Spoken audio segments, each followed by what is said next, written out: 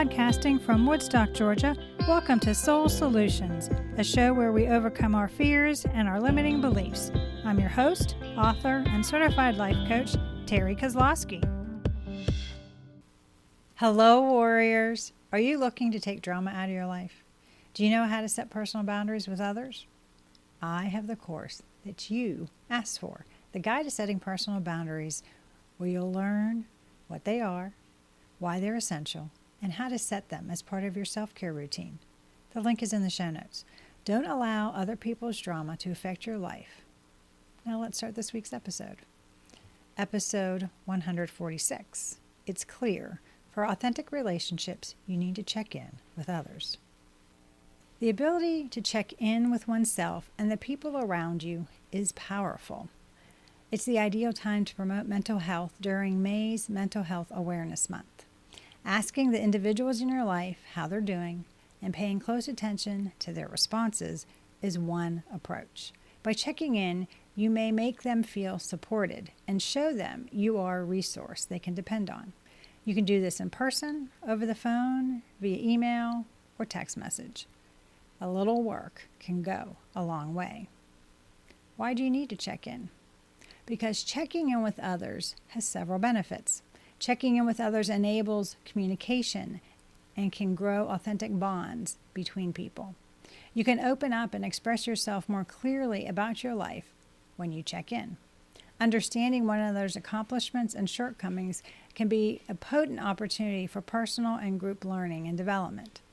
It brings back a sense of social connection, encourages others to follow suit, and perhaps check in on a loved one by allowing folks to feel comforted and that they're not alone. Inspires you to take care of yourself, and the most significant person in your life is you. It releases the happy hormones that are released when you feel good about helping others. It can be one factor that promotes someone to reach out and request help that they wouldn't have done without your compassion. The how and when of checking on others. Perhaps the easiest questions for someone to avoid thoroughly responding to are closed inquiries like, "Are you okay?" In general, open-ended inquiries are more likely to elicit a thorough response. Even an open-ended inquiry like, "How are you?" people often give the response, "I'm fine," to acknowledge the multiple layers of social protocol. A deeper open-ended inquiry includes those like, "How is work?" And "What have the kids been up to?" If you think something is wrong, you may observe a shift in the other person. This observation might prompt you to inquire about their true well-being if you see that they have withdrawn or are acting differently than normal. Many different things can trigger check-ins. Someone hasn't contacted you in a long time. Recently, you wondered about them and how they're doing. The symptoms of depression, anxiety, loneliness, or another mental health condition may be displayed by someone you know. Someone is about to experience something that could be upsetting or stressful. These are all acceptable justifications for checking in with someone. Although there is no ideal time to check in, when done frequently, check-ins gain significant power. Depending on who you're checking in on, the best time varies. The art of checking in.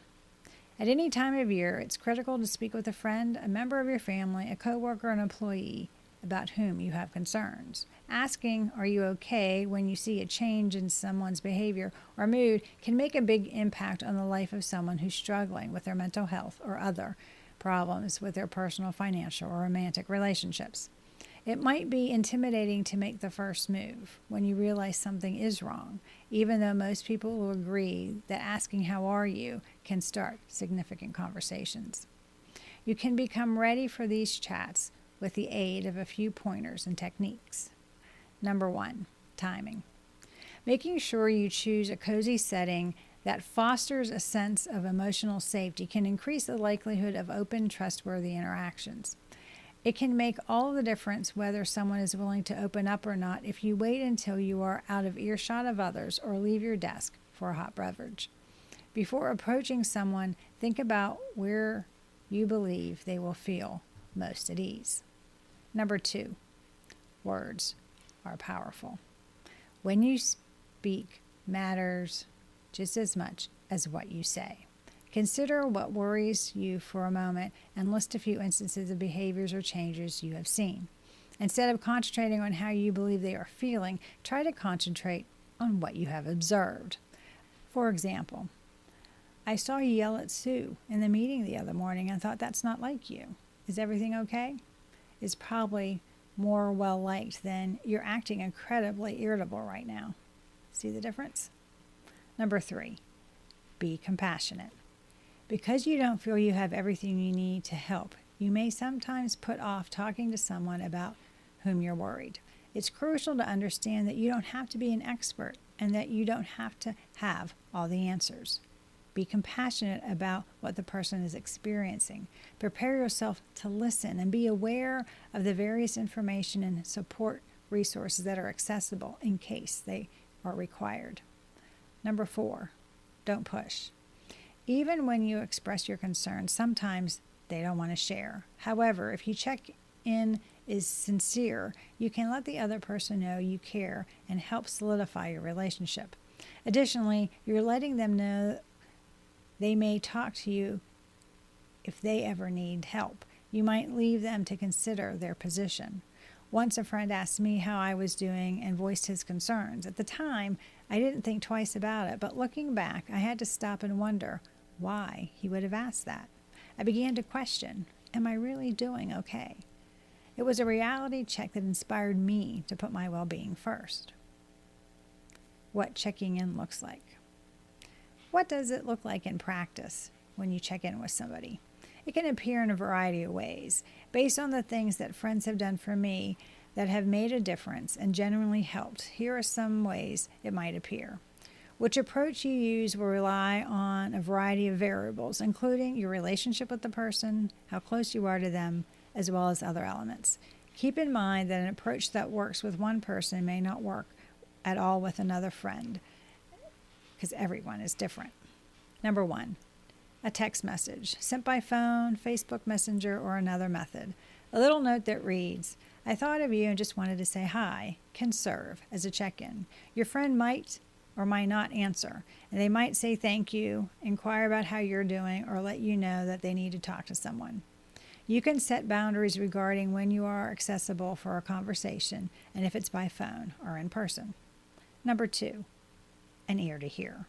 Sometimes you just need to talk things out or vent. Sometimes all anyone needs to do is put into words how they are feeling or what is going on in their lives. Perhaps all your friend is asking is for you to listen. Perhaps they don't need or want your advice. It's okay if you are aware that you lack the expertise or other skills to contribute anything besides your ears. Just be upfront about the fact that you have the time and are willing to listen. Number 3, an alternative perspective. Don't offer advice unless your friend asks. Instead, you can offer a different perspective they might not have thought of. By offering an alternate perspective, you can encourage them to think of potential solutions or alter their thought process, which may be what is needed. The situation and its relationships to the resolutions for solving it nearly always has more complexity than they are letting on. Count on them to know what is helpful. Number 4, be of service. Offer to help if you are both willing and able to accomplish the task your friend needs to be done, but cannot complete because of limited access to necessary items or other factors. I received a message from a friend who said they were coming over to drop off something, but wanted to stop at the grocery store first. They asked if they could pick up anything for me. Although it looks insignificant, it's a great check-in and a helpful way to be of service. Number 5, knowing when to get help. As a good friend, let them know if you believe they could benefit from professional help, and if you can, help them in securing it. Sometimes it takes a simple question like, have you recently checked in with your partner, therapist, or sponsor about this? These are ways to remind your friend of services they already have and can use, but they may not think of them in a time of a mental health crisis or spiraling illness. It also is okay to express your discomfort or fear or concern for them. Keep in mind that the goal of this is to give the person the freedom to accept or reject help, not to force assistance upon them. Moving forward, it's equally critical to follow up after a check-in conversation. to make sure to stay in touch with someone you're worried about if they won't talk to you or if you get worried about them after the conversation. Showing that you are there for them in times of need and that you care can significantly affect their future well-being. You'll be more comfortable taking action if you follow these tactics. I want to give you the knowledge and the skills to notice when things aren't quite right, to confidently approach the person and ask, "How are you?" and to feel comfortable that you can manage the response, whatever it may be. As a general rule, I like to check in with people to let them know I'm thinking of them if I haven't spoken to them in a while and that they've been on my mind. Let's cooperate and look after one another. Do you need help learning to be more compassionate? Are you looking for support to empower yourself to see another's perspective? Do you want a strategy to help you create an extraordinary life? Contact me at terrykozlowski.com. Together we can create an action plan for you to edit your life and check in with others. To hear about how I learned to allow myself to be compassionate, you can do so by reading my book, Raven Transcending Fear, available on Amazon, or by visiting raventranscendingfear.com. Thanks for listening to Soul Solutions with Terry Kozlowski. If you'd like the show and want to learn more, check out terrykozlowski.com, where you can find the links to everything we talked about in this episode. Please subscribe to the show so you'll never miss an episode as we overcome our fears and our limiting beliefs.